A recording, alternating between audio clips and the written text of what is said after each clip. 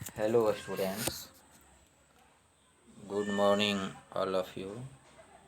Today, I, Rabindra Mohan Misra from Sri Jagdamba Sanskrit College, Batho, am taking the class of Shastri first.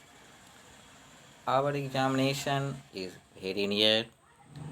We are preparing for our coming examination. For the point of view of this, today's question is very important.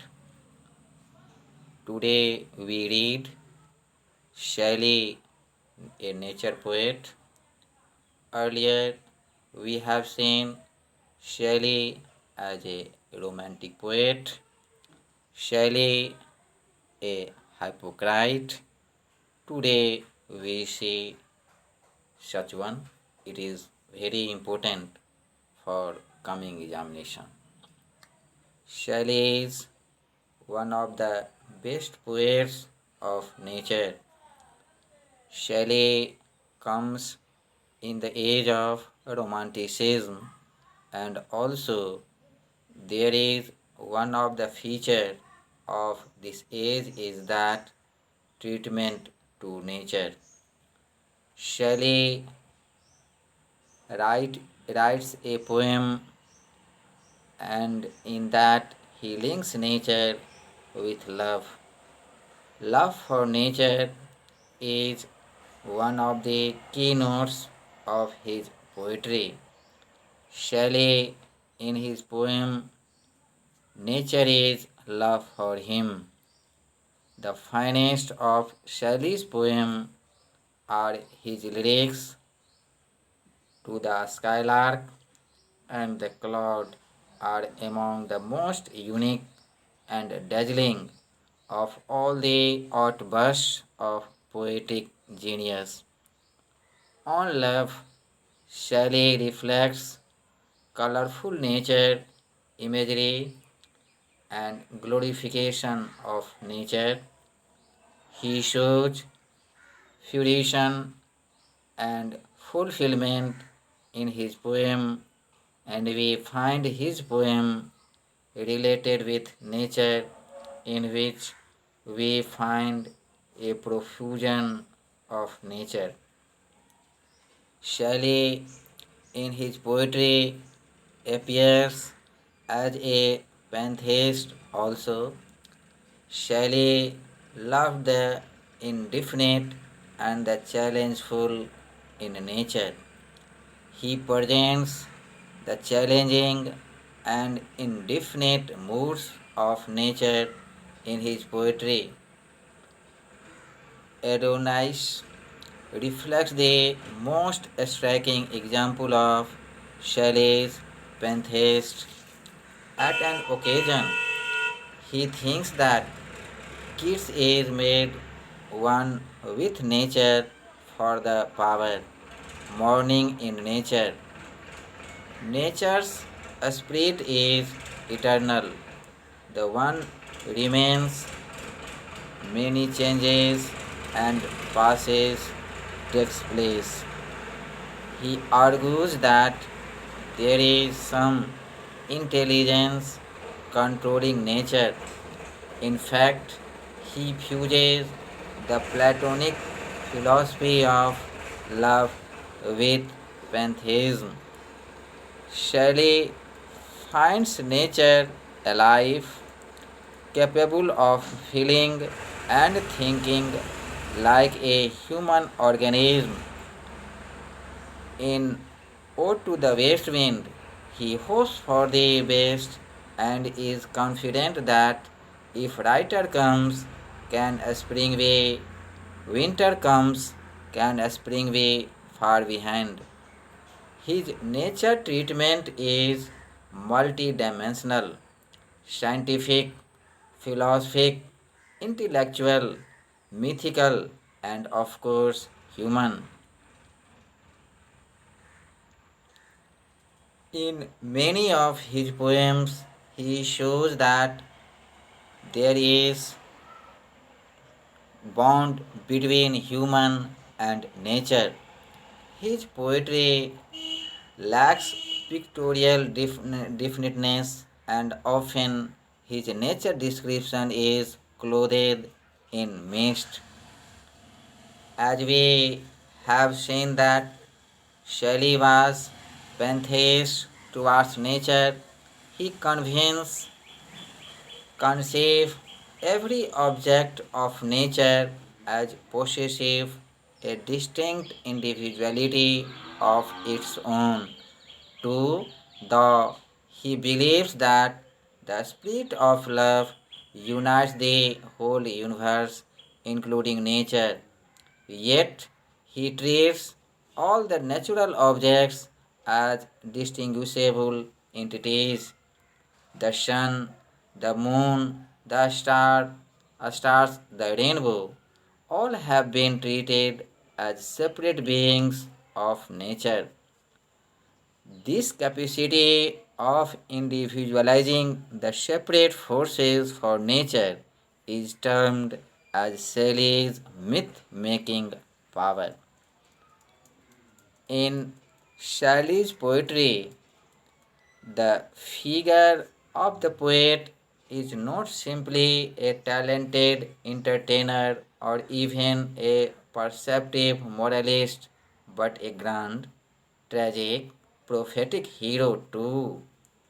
The poet has a deep, mystic appreciation for nature, and this intense connection with the natural world gives him access to profound cosmic truth as an Alastair or the spirit of solitude. He has the power and the duty to translate these truths through the use of his imagination into poetry, but only a kind of poetry that the public can understand. Thus, his poetry becomes a kind of prophecy, and through his words, a poet has the ability to change the world of the better and to bring about political, social, and spiritual change. Shelley's poetry is a near divine savior comparable to Prometheus, who stole divine fire and gave it to humans in Greek mythology, and to Christ. Like Prometheus and Christ, figures of the poet in Shelley's work are often doomed to suffer because their visionary power isolates them from other men, because they are misunderstood by critics, because they are persecuted by a tyrannical government, or because they are suffocated by conventional religion and middle class values. In the end, however, the poet triumphs because his art is immortal, outlasting the tyranny of government, religion, and society, and living on the inspire new generations.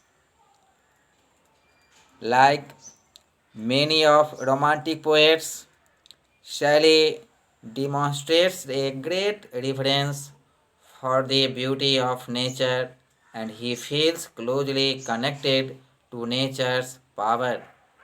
In his early poetry, Shelley shares the romantic interest in pantheism, the belief that God, or a divine unifying spirit, runs through everything in the universe.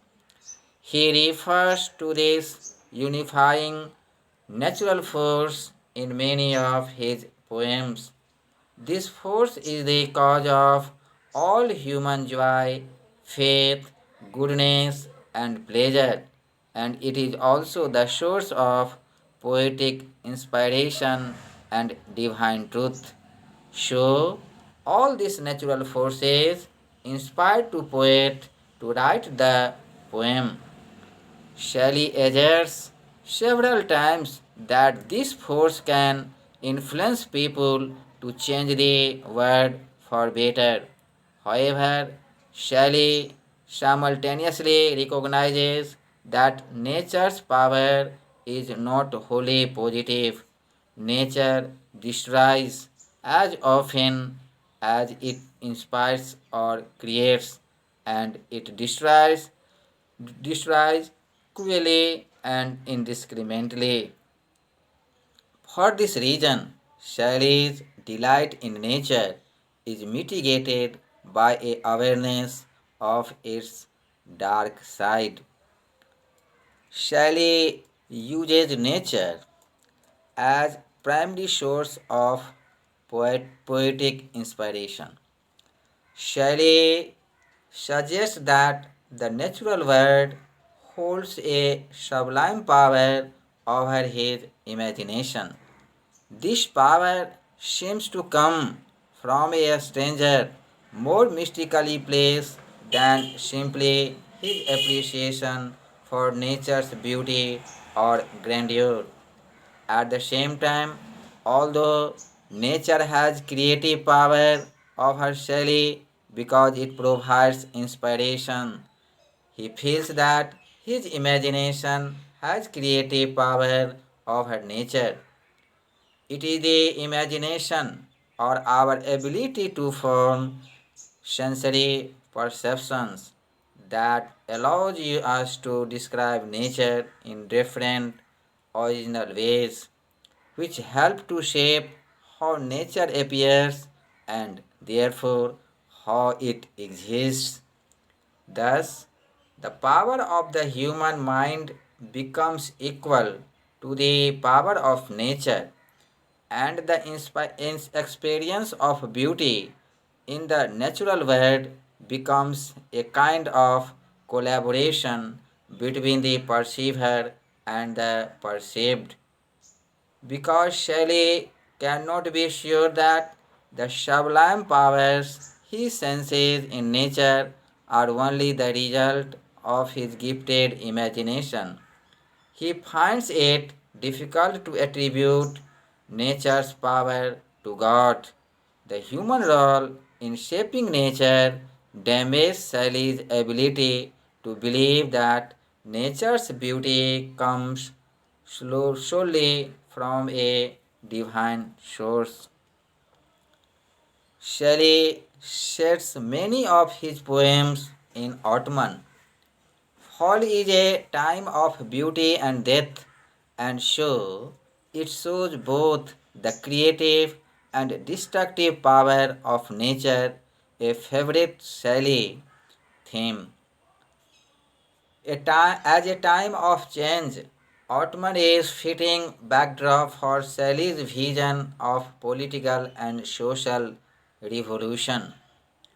In Ode to the West Wind, Ottoman's brilliant colors and violent winds emphasize the passionate, intense nature of the poet, while the decay and death inherent in the season suggest the sacrifice and martyrdom of the Christ-like poet. Now we shall meet tomorrow in the next class. Till have a nice day.